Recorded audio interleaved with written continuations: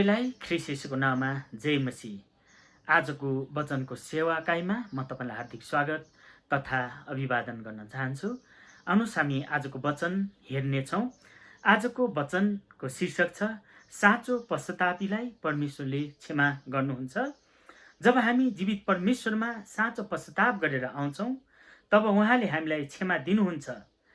भजन सङ्ग्रह 103:3ले यसरी भनेको छ, जसले तेरा सबै पापहरू क्षमा गर्नुहुन्छ र तेरा सबै रोगहरू निको पार्नुहुन्छ। यहाँ चाहिँ हामीले विशेष गरी उहाँले हामीलाई पाप क्षमा गर्नुहुन्छ। हामीले अब कतिचोटि हाम्रो त पाप छैन भनेर भन्छौँ, तर हामी बाइबल अनुसार के भन्छ भन्दा जन्मजातै पापी छौँ। पापको कारणले नै आज मानिसहरू पतनमा गइराखेको छन्। अनि जब एकजना कोही मानिसले साँचो परमेश्वरमाथि आफ्नो पाप स्वीकार गरेर आउँछ भनेदेखि त्यसलाई क्षमा दिनको निम्ति परमेश्वर तयार हुनुहुन्छ भनेर हामीले हेर्नेछौँ। यहाँ के लेखा छ भन्दाखेरि प्रस्थान 34:5-7मा किन त परमेश्वरले हामीलाई क्षमा गर्नुहुन्छ, उहाँको चरित्र कस्तो छ, यसमा यसरी लेखेको छ। भजन प्रस्थान 34:5-7मा म पढेर सुनाउँछु तपाईँलाई। अनि परमप्रभु बादलमा ओर्लनुभयो र तिनीसँग त्यहाँ खडा भएर उहाँले आफ्नो नाउँ परमप्रभु घोषणा गर्नुभयो। त्यसपछि परमप्रभु तिनको सामनेबाट गएर यसो भनी घोषणा गर्नुभयो, परमप्रभु टिठाउनमा भरपूर्ण र दयालु परमेश्वर, क्रोध गर्नमा ढिलो र प्रेम र विश्वासयोग्यतामा प्रशस्त हुनुहुन्छ। उहाँले हजारौँमाथि कृपा देखाउनुहुन्छ र दुष्टता, विद्रोह र पाप क्षमा गर्नुहुन्छ। तर उहाँले दोषीलाई कुनै किसिमले पनि सजाय दिनुहुन्छ। पिता पुर्खाका दुष्टताको दण्ड तिनीहरूका छोराछोरी, नाति नातिना र तेस्रो र चौथो पुस्तासम्म दिनुहुन्छ भनेर यहाँ उहाँले प्रस्थान 34:5-7मा दिनुभएको छ। यो चाहिँ मोसालाई परमेश्वरले बताउनु भएको कुरा। उहाँको चरित्र चाहिँ के छ भन्दाखेरि परमेश्वर चाहिँ टिठालु हुनुहुन्छ, दयालु भरपूर्ण हुनुहुन्छ र क्रोध गर्नमा ढिलो हुनुहुन्छ। त्यसै कारणले जब कोही मानिस आफैलाई नम्र बनाएर आफ्नो पापहरू स्वीकार गरेर परमेश्वर कहाँ आउँछ, प्रभु मैले जानी नजानी तपाईँको विरुद्धमा, मानिसहरूको विरुद्धमा पाप गरेको छु भनेर जब आउँछ भनेदेखि त्यसलाई परमेश्वरले म क्षमा दिन्छु भनेर प्रतिज्ञा गर्नुभएको छ। र आज म तपाईँलाई त्यही कुराको विषयमा बताउन जाँदैछु। भजन सङ्ग्रह 103:8-14ले के भन्दछ भन्दाखेरि परमप्रभु टिठाउन र अनुग्रही, क्रोध गर्नमा ढिला र अति करुणामय हुनुहुन्छ। उहाँले सधैँ दोष लगाइरहनुहुन्न, उहाँले सधैँभरि क्रोध पनि लिइराख्नुहुन्न। उहाँले हामीसँग हाम्रा पाप अनुसारको व्यवहार गर्नुहुन्न अनि हाम्रा अधर्म अनुसार हामीलाई दण्ड दिनुहुन्न। किनकि पृथ्वीबाट स्वर्ग जति अग्लो छ, उहाँको भय मान्नेहरूमाथि उहाँको करुणा त्यतिकै महान छ।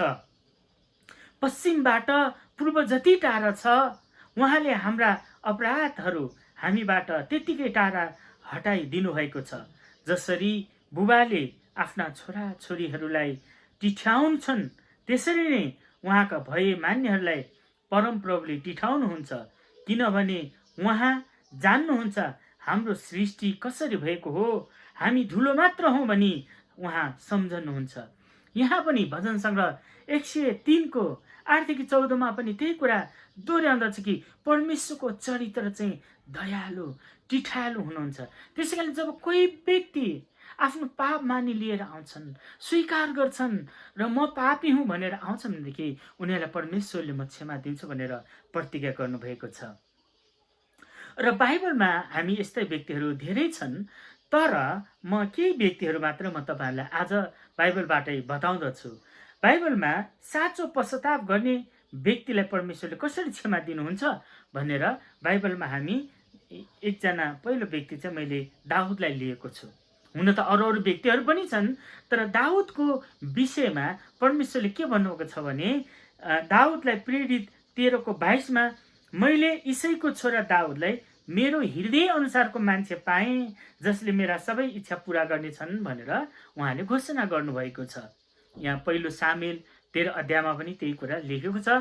तर यहाँ परमेश्वरले त्यो भन्नुभए तापनि दाउदले एउटा गल्ती गर्दछ। अब तपाईँ हामीलाई थाहा छ दाउदलाई कसरी परमेश्वरले गोठालोबाट आफ्नो प्रजा इजरायलको लागि शासन गर्नको लागि राजा चुन्नु भएको कुरा त्यो त तपाईँ हामीलाई थाहा छ, हामीले हेरि पनि राखेका छौँ, तपाईँहरूले सुन्नु पनि भएको छ त्यसको घटना होइन। हामी विश्वासीले मात्रै होइन, अन्य जातिको माझमा पनि राजा दाउदको बारेमा लेखेको पढेका छन् मान्छेहरूले। र त्यसरी नै दाउद राजालाई जब परमेश्वरले छान्नुभयो, चुन्नुभयो, तरै पनि उसले एउटा भुल गरेर पठाउँछ।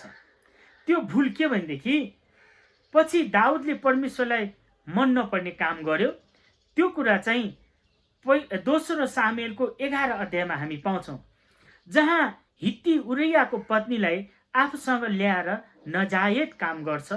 त्यो तपाईँहरूलाई थाहा छ। तर दोस्रो सामुएल 12मा चाहिँ नातान अगमवक्ताद्वारा परमेश्वरले दाउदलाई त्यो कुरा पटकट गरिदिनुहुन्छ। अब सुन्नुहोस् है, यहाँ के गर्दछ भन्दाखेरि सबै लडाइँमा गएका हुन्छन्। दाउद राजा चाहिँ खास लडाइँमा जानुपर्ने, तर अब चैत वैशाखको बेला थियो त्यति बेला, अनि यहाँ घरको कौसीमै आराम गरेर बसेको थियो। तर यसो कौसीबाट हेर्दाखेरि एकजना आइमाईले नुहाइरहेको देख्यो। नुहाउँदाखेरि अब दाउद राजाले त्यो नुहाएको केटी देखिसकेपछि उसलाई एक किसिमको अभिलाषा आयो। त्यसपछि मान्छेलाई सोध्छ त्यो स्त्री को हुन्, अनि त्यसले भने त्यो चाहिँ फल्नाको छोरी हुन्। त्यसपछि यहाँ ल्याऊ भनेर उसलाई ल्याउँछ। अब राजाले ल्याऊ भनेपछि ल्याउनु पर्यो गयो। त्यो स्त्री आइन्, त्यो उरियाको पत्नी थिइन्। जब राजा उसले नजायज काम गरेर उसँग सुत्छ, सुतिसकेपछि ऊ भित्र गर्व रहन्छ। गर्व भइसकेपछि उरियाको पत्नीले भन्छ म त गर्भवती भएँ। अनि त्यसपछि के गर्ने त? राजा दाउदले उरियालाई बोलाउँछ लडाइँबाट बोलाइसकेपछि श्रीमती चाहिँसँग जाऊ तिमी बस श्रीमतीसँग भन्छ। तर उरिया सुत्दैन, जाँदैन। 2 दिन त्यसो गरिसकेपछि राजाले के गर्छ भन्दाखेरि अनि उसले एउटा चिठी लेख्छ। अनि चिठी यो सेनापतिको लागि लेख्छ। अनि उरियालाई चाहिँ लडाइँको अगाडिपट्टि लाइनमा पारिदिनु, शत्रुबाट मरोस् नभन्दै त्यो चिठी लगेर दिन्छ। दिइसकेपछि सेनापतिले यसो हेर्छ, अनि त्यो चिठी अनुसार लडाइँको अगाडिपट्टि पार्छ र उरियालाई लडाइँमा मार्छ। लडाइँमा मारिसकेपछि राजा दाउदले त्यो उरियाकी पत्नीलाई लिएर आउँछ र आफ्नो श्रीमती बनाउँछ। अनि यो कुरा साह्रै परमेश्वरलाई मन परेन। अब सुन्नुहोस् है, यहाँ प्रभुले के भन्नुभएको थियो भने दाउदलाई मेरो हृदय अनुसारको मान्छे पाएँ, जसले मेरो सबै इच्छा पुरा गर्नेछ भनेर भन्नुभएको थियो। तर दाउद राजाले यहाँ गल्ती गर्दछ। अनि त्यसले त्यो सबै अब पाप लुकाउनको लागि विभिन्न कुरा गरेको हामी बाइबलमा देख्छौँ। यदि तपाईँले बाइबल पाठ गर्नुभएको छ भने तपाईँलाई त थाहा छ। अनि परमेश्वरले नातान अगमवक्तालाई पठाउनु भयो र नातान अगमवक्ताद्वारा एउटा शब्दचित्र भन्दछ। अनि त्यो भनिसकेपछि उसले मजाले स्पष्ट बुझ्छ, ओहो मेरो राज्यमा यस्तो अन्याय गर्ने, त्यसलाई चाहिँ मृत्युदण्ड दिनुपर्छ भन्दाखेरि त्यो अन्याय गर्ने त्यो दुष्ट चाहिँ को भन्दाखेरि तपाईँ नै हो भनेर नातान अगमवक्ताले राजा दाउदलाई भन्ने बित्तिकै दादा छाँगाबाट खस्या जस्तै भयो। मैले ठुलो भुल गल्ती गरेछु, मैले गर्नु नहुने काम गरेछु भनेर प्रभुसँग ऊ रुन्छ, पश्चाताप गर्छ। अब नातानले भनेको कुरा यहाँ यस्तो छ।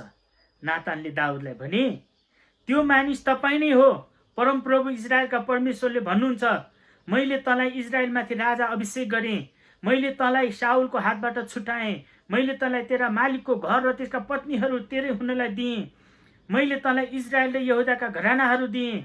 अनि यतिले नपुगेको भए म तँलाई अरू धेरै दिने थिएँ। तर तैँले उहाँको दृष्टिमा जे खराब थियो त्यो गरेर किन परमप्रभुको वचनलाई तुच्छ ठानिस्? तैँले हित्ती उरियालाई तरवारले मारिस् र तैँले त्यसकी पत्नीलाई आफ्नी बनाउन लगिस्। तैँले त्यस मानिसलाई अम्मोनीहरूको तरवारले मर्न दिइस्। तैँले मलाई तुच्छ ठानेको हुनाले र हित्ती उरियाको पत्नीलाई तैँले आफ्नी पत्नी तुल्याउनलाई लगेको हुनाले तेरो घरानाले कहिले तरवारबाट विश्राम पाउने छैन भनेर नातान अगमवक्ताद्वारा परमेश्वर बोल्नु भएपछि दाउद राजा एकदमै पश्चाताप गर्छ। यो कुराले दाउदलाई छोयो। त्यसपछि तब दाउदले नातानलाई भने, मैले परमप्रभुको विरुद्धमा पाप गरेँ। नातानले तिनलाई जवाफ दिए। त्यसपछि परमप्रभुले तपाईँको पाप लगिदिनु भएको छ, तपाईँ मर्नुहुने छैन। अब सुन्नुहोस् है, यहाँ पापले जहिले पनि नाश ल्याउँछ, पापले नाश गर्दछ, पापको ज्याला मृत्यु भनेर बताएको छ। तर दाउदलाई चाहिँ मर्ने छैन भनेर भन्नुभएको छ। यहाँ हामीले के थाहा पाउँछौँ भन्दाखेरि परमेश्वरले जब हामी साँचो पश्चाताप गरेर आउँछौँ, परमेश्वरले हामीलाई बचाउनुहुन्छ। यदि पश्चाताप गरेनन् भने त्यो पापले नै मानिसलाई नाश गर्छ। त्यसैको निम्ति नै प्रभु येशू यस संसारमा आउनुभयो, क्रुसमा मर्नुभयो हाम्रो बलिदानको निम्ति। जसले उहाँमाथि विश्वास गर्दछन् उहाँको बलिदानद्वारा आज तपाईँ र म बाँच्न सक्छौँ। पापको ज्याला येशूले तिरिसक्नु भएको छ। अनि दाउद राजालाई परमेश्वरले भन्नुभयो, तिमी मर्ने छैनौ। अनि भजन सङ्ग्रह 51 हामीले के देख्छौँ भन्दाखेरि दाउद राजाले पुरा पश्चाताप गरेको कुरा हामी देख्दछौँ। र दोस्रो सामुएल 12:7-9 अनि 13 पदमा यहाँ राजा दाउदलाई त्यो बताएको कुरा भनिसकेपछि राजा दाउदले पश्चाताप गर्दछ। अनि यहाँ भजन सङ्ग्रह 51 1-19 पुरै त्यसैको बारेमा, पश्चातापको बारेमा बताउँदछ। हामीले थाहा छ कि नातान अगमवक्ताले बुद्धिमानपूर्वक दाउद राजाले उसको पाप प्रकट गराइदिँदछ। जब दाउद राजाले पश्चाताप गर्छ अनि भजन सङ्ग्रह 51 तपाईँले पढ्नुहोला,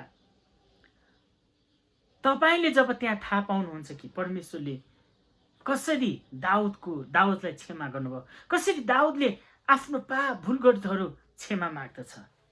भजन सङ्ग्रह 91 1-19 यसरी लेखेको छ, हे परमेश्वर, तपाईँको अचूक करुणा अनुसार म माथि कृपा गर्नुहोस्। तपाईँको अपार अनुकम्पमा मेरा अपराधहरू मेटिदिनुहोस्। मेरो सबै अधर्मबाट मलाई पूर्ण रूपमा धोइदिनुहोस् र मेरो पापबाट मलाई शुद्ध गरिदिनुहोस्। किनकि मेरा अपराधहरू म जान्दछु र मेरो पाप सदा मेरो सामने छ। तपाईँकै विरुद्धमा, केवल तपाईँको विरुद्धमा मैले पाप गरेको छु र तपाईँको दृष्टिमा जे खराब छ त्यही गरेको छु।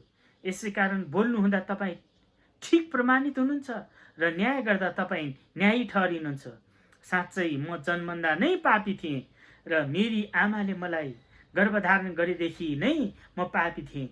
निश्चय नै हृदयको सत्यता तपाईँ जान्नुमा चाहना गर्नुहुन्छ र अन्तर्स्करणमा तपाईँ मलाई बुद्धिका कुरा सिकाउनुहुन्छ।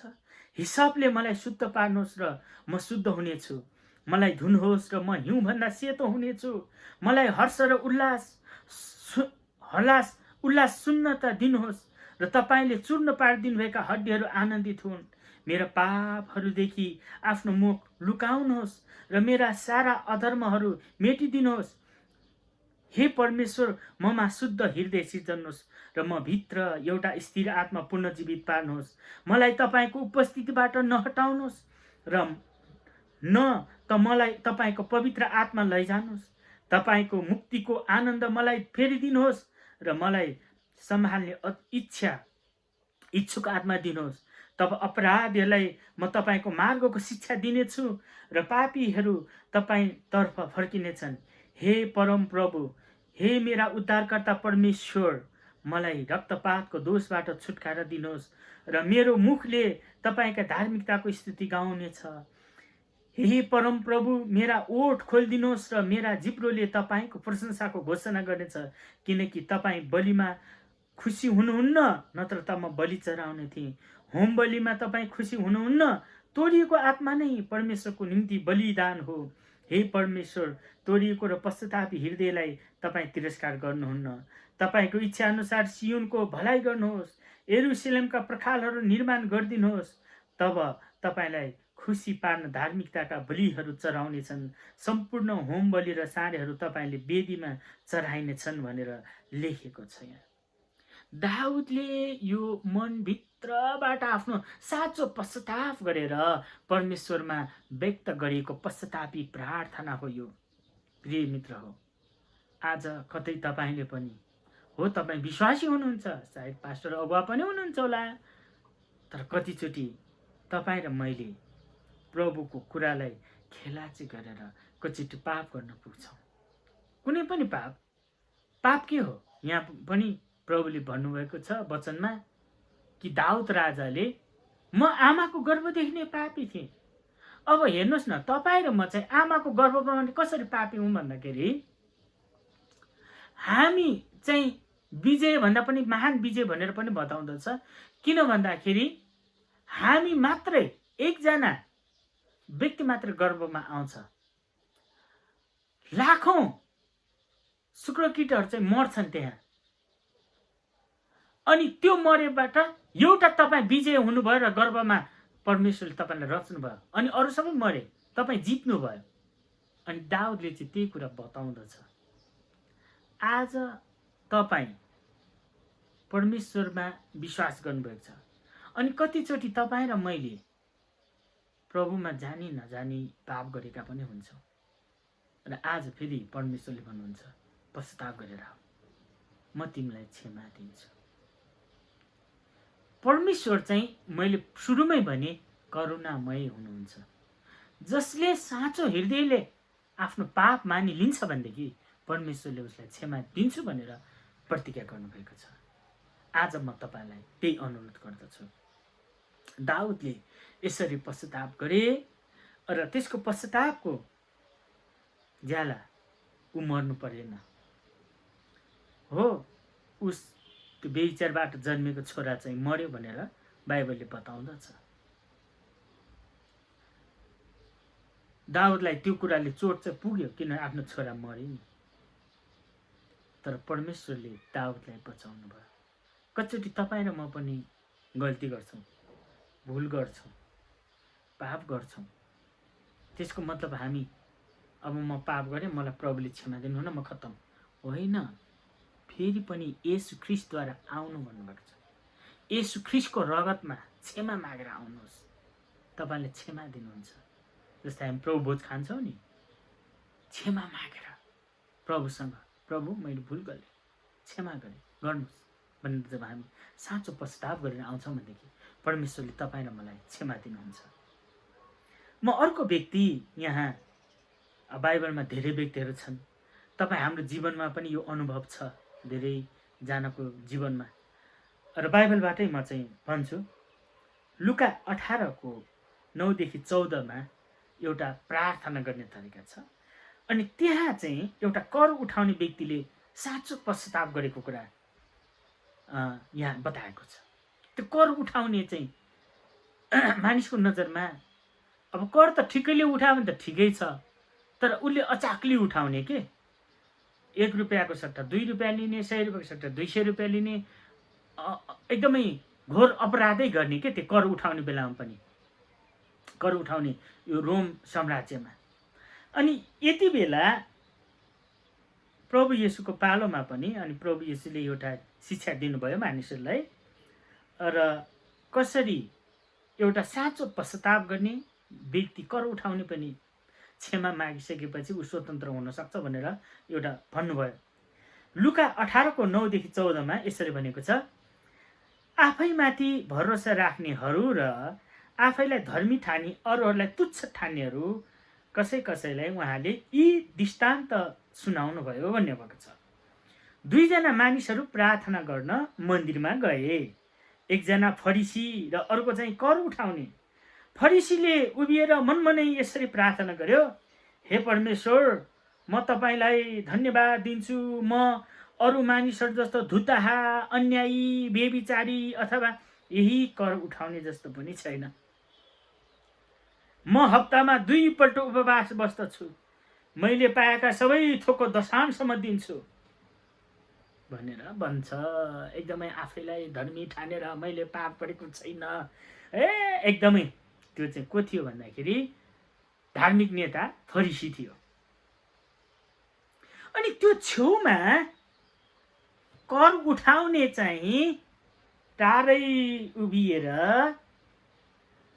के भन्छ भन्दाखेरि स्वर्गतिर आँखा पनि नउठाइकन यसो भन्दै निहुरेर है आफ्नो छाती पिट्यो, हे परमेश्वर म पापी माथि दया गर्नुहोस् भनेर रोएर प्रार्थना गर्छ। अनि प्रभु यीशुले भन्नुभयो, म तिमीलाई भन्दछु यो चाहिँ मानिस त्यस अर्को भन्दा धर्मी ठहरेर आफ्नो घरतिर लाग्यो, किनभने हरेक जसले आफूलाई उच्च पार्दछ त्यो होच्याइनेछ, तर जसले आफूलाई होच्याउँछ त्यो उच्च पारिनेछ। अब यहाँ मनभित्रबाट साँचो पश्चाताप गर्ने व्यक्तिले क्षमा पायो भनेर प्रभु यीशुले भन्नुभएको छ। त्यो फरिसीले के गर्यो भन्दाखेरि म धर्मी, आफैलाई उठाए के। हामी कतिचोटि त्यस्तै छौँ नि होइन। तपाईँले पाप गर्यो भने हामीलाई रिस उठ्छ नि। धर्म गर्यो, दान दक्षिणा गर्यो, उहाँ त एकदमै राम्रो हुनुहुन्छ भने हामीलाई खुसी लाग्छ नि। तर तपाईँ पाप गर्यो भने हामी त रिस उठेर आउँछ पापी भन्दाखेरि। तर बाइबलले भन्छ तपाईँ हामी स्वभावैले पापी छौँ। अनि यो कर उठाउनेले आफ्नो पाप मान्यो के, उसले धेरै उठाएको थियो कतिजनासँग। अनि उसले बुझ्यो प्रभु मैले क्षमा पाउँदिनँ होला, क्षमा गर्नुहोस् प्रभु भनेर उठाउँदै प्रार्थना गर्यो, पश्चाताप गर्यो प्रभुसँग। अनि त्यही व्यक्ति चाहिँ धर्मी ठहर्यो भनेर लेखिएको छ। प्रिय हो, आज तपाईँ र मलाई पनि यही कुराले फेरि भन्दछ कि साँचो पश्चाताप गऱ्यौँ भनेदेखि हामीले क्षमा पाउँछौँ, नपाउनेहरूले क्षमा पाउँछौँ। तर साँचो ढङ्गबाट त्यो फरिसी जस्तै म त्यो कर उठा म फल्ला जस्तो छैन, म त एकदमै राम्रो छु, म अरू फल्ला ढिस्का जस्तो छैन, म आफ्नै विचारमा एकदम राम्रो छु भन्छ। होइन, परमेश्वरले भन्नुभएको छ जो व्यक्ति नम्र भएर आउँछ त्यो पस्नेछ परमेश्वरको राज्यमा पनि।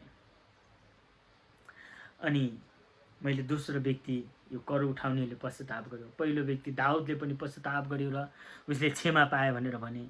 दोस्रो व्यक्ति यो कर उठाउने व्यक्ति जसले क्षमा पायो।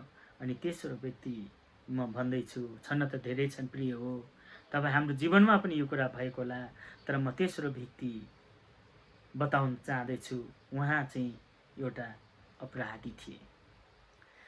लुका 23:39-43 एउटा घटना भएको छ। त्यहाँ प्रभु येशूलाई क्रुसमा टाँगिएको हुन्छ। प्रभु येशूले त गल्ती गर्नुभएको थिएन, हामी सबै मानिसको अपराधको निम्ति उहाँलाई क्रुसमा टाँगिएको थियो। त्यति बेला दुईजना अपराधीहरू पनि प्रभु येशूको दायाँ र बायाँ क्रुसमा टाँगेका थिए। अनि त्यो अपराधीहरूमध्ये एकजना अपराधीले प्रभु येशूलाई क्षमा माग्छ भने अर्कोले चाहिँ खिसी गर्छ। त्यसैको बारेमा म बताउन चाहन्छु। लुका 23:39-43 क्रुसमा टाँगिएका अपराधीहरूमध्ये एकजना अपराधीले उहाँको अपमान गर्दै भन्यो, के तिमी ख्रिस्ट होइनौ? तिमी आफैलाई र हामीलाई बचाऊ। तर त्यसलाई हकारेर अर्कोले जवाफ दियो, त्यो अर्को व्यक्ति, त पनि त्यही दण्डमा परेको छस्, तापनि परमेश्वरको डर मान्दैनस्। हाम्रो दण्ड त न्याय उचित छ, किनकि हामीले त आफ्नो कामको उचित काम फल भोगिरहेका छौँ। तर यी मानिसले त केही अनुचित काम गरेका छैनन्। तब त्यसले भन्यो, हे येशू, तपाईँ आफ्नो राज्यमा आउनुहुँदा मलाई सम्झनुहोस्। अनि उहाँले त्यसलाई भन्नुभयो, साँच्चै म तिमीलाई भन्दछु आजै तिमी मसित स्वर्गलोकमा हुनेछौ भनेर प्रभु येशूले भन्नुभयो। यहाँ पनि दुईजना व्यक्ति, एउटा अपराधी छ, उसले उल्टै अर्कालाई दोष दिन्छ, प्रभु येशूलाई नै दोष दिएर तिमी पनि बच्च, हामीलाई पनि बचाऊ, ऊ एकदम धर्मी गरेको जस्तो। तर अर्को अपराध गर्नेले चाहिँ के गर्यो भने, होइन मैले गल्ती गरेको हुँ, हामीले यो भोगेको ठिकै छ। तर प्रभु येशूले त भोग्नु भएको थिएन, उहाँलाई पनि क्रुसमा टाँगेको छ। अनि उसले चाहिँ सायद थाहा पायो होला प्रभु चाहिँ परमेश्वर हुनुहुन्छ, येशू ख्रिस्ट।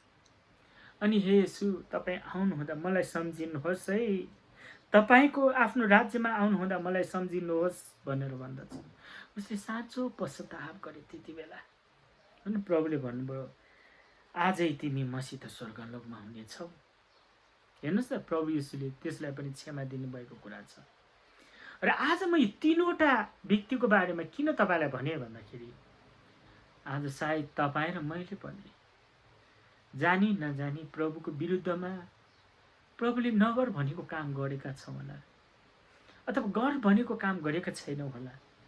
हामी कहिले जान्छ हामीलाई थाहा छैन प्रिय हो, तर हामी तम्ताएर हुनु पर्यो, तम्ताएर हुनु पर्यो। हाम्रो हृदय शुद्ध राख्नु पर्यो, पश्चाताप गरेर बस्नु पर्यो। जस्तै अहिले भर्खरै यही हप्तामा पनि हाम्रा कतिजना अगुवाजनहरू, अग्रजहरू जसले परमेश्वरलाई साह्रै प्रेम गर्थे, उहाँहरूले प्रभुको धेरै महान सेवाहरू गरे, अनि ठुला ठुला व्यक्तिहरू, प्रभुका दासहरू प्रभुमा जानुभएको छ। हामी कहिले जान्छ हामीलाई थाहा छैन, तर हामी जानुभन्दा अगाडि हाम्रो हृदय एकदमै शुद्ध र पवित्र राख्नुपर्छ।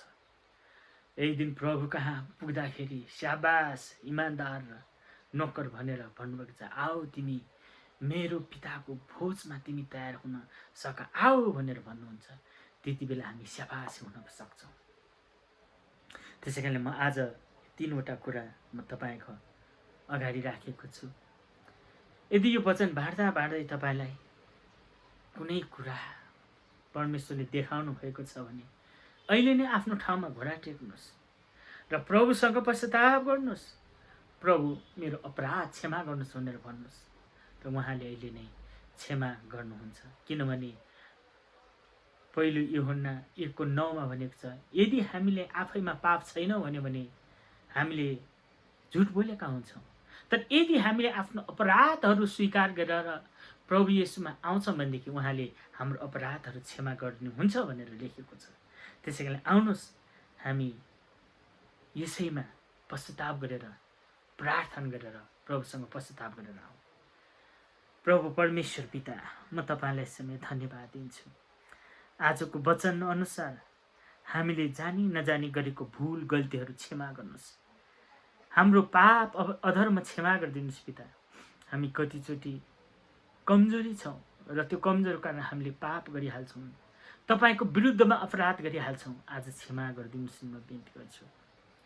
हामीले जानी नजानी गरेर तपाईँको विरुद्धमा भुल गरेर तपाईँलाई मन दुखायौँ भनेदेखि प्रभु हामीलाई माफ गर्नुहोस्, क्षमा गर्नुहोस्। प्रभु म तपाईँलाई धन्यवाद दिन्छु।